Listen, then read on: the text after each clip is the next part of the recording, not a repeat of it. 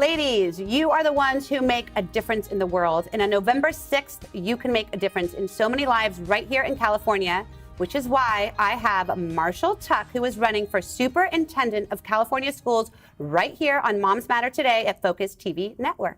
Marshall, thanks for being here with us. Thanks so much for having me, and thanks for focusing on our schools. I'm sure it's obviously a really important issue for all moms, certainly a big issue for my wife and for me with our little 7-year-old Mason who goes to our local public school. That's amazing. I mean, we had dinner, and I was so blown away by you because you were so authentic and sincere in why you were running and what you were going to change. So I wanted you to talk to all the moms out there who are going to be voting, hopefully, about why you're doing this. I mean, why would you take on such a it's a big obstacle. I mean, California schools are in big trouble. Yeah, well, it starts with my belief in public schools. And part of that belief is personal. My grandma was a public school teacher. My mom was a public school teacher. I've worked in public schools for 16 years and led 2 different public school systems. I mentioned my son, Mason, goes to local public schools. But ultimately, I really believe in public schools because with a good education, every child, regardless of where she or he comes from, has a chance to be the person they want to be.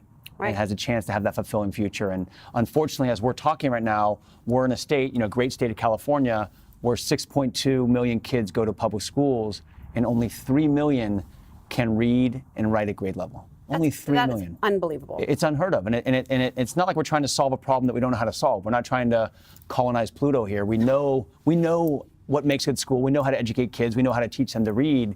It means that we're not prioritizing our children, and that the elected officials in this state, and the state of California really hasn't prioritized public schools. You and I both know we have kids. I'm sure a lot of your watchers have kids. Our kids always step up when we step up for them. If we give them a good school, they will absolutely rise and have a chance at a great future. But unfortunately, in this state, and particularly in our low-income communities, we aren't giving every kid what they deserve, which is a quality education, and we're going to change that. How are you going to change that? Well, first we got to win an election. So, state superintendent is the top education official in this state, and we need to get the state of California to really prioritize our public schools. We have not prioritized our kids or our public schools for a long time. California, wealthiest state in the nation. We're one of the lowest funding states in the country in terms of how much we spend. It's broken. It's mind-blowing. I mean, my kids go to private school because I won't put them in the public school system. Absolutely, because it's not working. And so how do we fix it? Like, what do we want for all kids? We got to invest in our teachers and principals. As you know with your children, nothing more important for a child in school than that teacher in front of the child and the principal that supports that teacher. But we're not supporting our teachers the way we should be. And I think we got to change that right away. Over time, we have to pay teachers more. I think short term, let's give free college if you commit to teach for 5 years or more, right? Let's get more people that want to come in the profession and really train and develop our teachers. And secondly, let's move our schools in the 21st century. So I dropped my son off this morning at our local school, and his first grade classroom looks oddly like my first grade classroom 39 years ago. Yeah, it doesn't make sense, right? No. He walked in, he sat on the reading rug, and I'm like, I used to sit in the reading rug. And he works at our worksheet. I said, I had worksheets. And, take a step back and think about how much everything else in the world has changed in the last 40 years. And how little some of our schools have changed. And we got to bring real innovation into our classrooms. Right, but how long does something like that take? I mean, let's say you get elected November 6th, you get into office, you get sworn in, and then what happens? Well, it takes time. So I've worked in education for 16 years. I led 2 different public school systems. I helped create 10 new public schools in Inglewood, South LA, East LA, all serving low-income kids.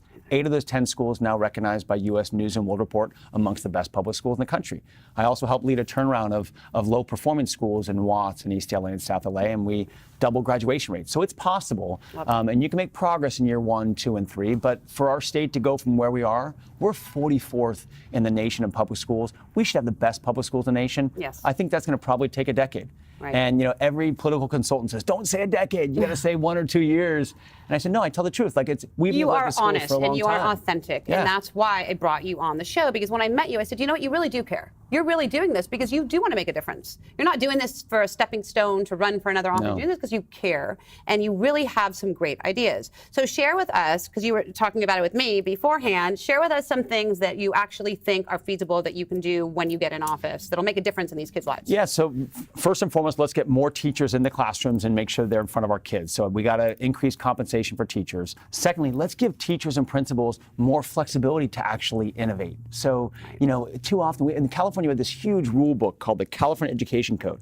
It's 2,500 pages, and it's just full of rules and regulations that takes innovation out of the hands of teachers and principals. I want to give a lot more flexibility for local educators to truly understand each child, personalized learning. Let's bring technology into our classrooms. Let's get our parents more involved in our schools. That's the stuff that we did in our schools in LA that helped us double graduation rates. Let's do that for all kids in California.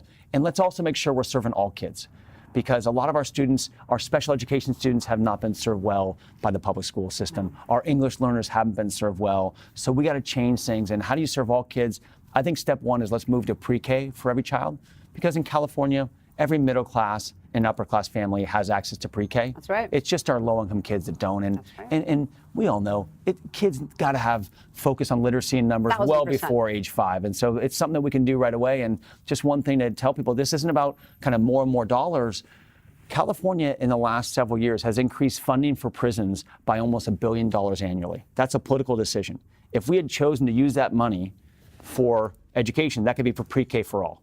That's a political decision. That's why we have to change the politics of education. And you're going to change it. It starts with the state superintendent. That's the top education official. I can't do it alone, obviously. Absolutely. We need the governor and the legislature. And frankly, we need your listeners and we need everybody to actually engage on this thing. But ultimately, if we come together and if we step up and we believe in every kid and put our kids first, then there's no question we can give every kid what they deserve, which is a wonderful education they're believed in, supported, and have a chance to be the people they want to be. That's what we got to do. I love it, Marshall. Well, you've got my vote. Yeah. I'm voting for you. And moms, I hope you all get out there November 6th. You vote for this man right here, Marshall Tuck. He's authentic. He wants to make change. And you know what? One day, all of you in private schools might ever be able to change and send your kids to public. I'm hoping that'll happen for me one day. It should happen for all kids. Every child that needs a quality public school, it has to start with real change. And that's what our campaign's about, putting our kids first. Love it. Love it, Marshall. Yeah. So happy to have you on the show. I really appreciate it. Thank you so much. See you guys next time right here on Moms Matter.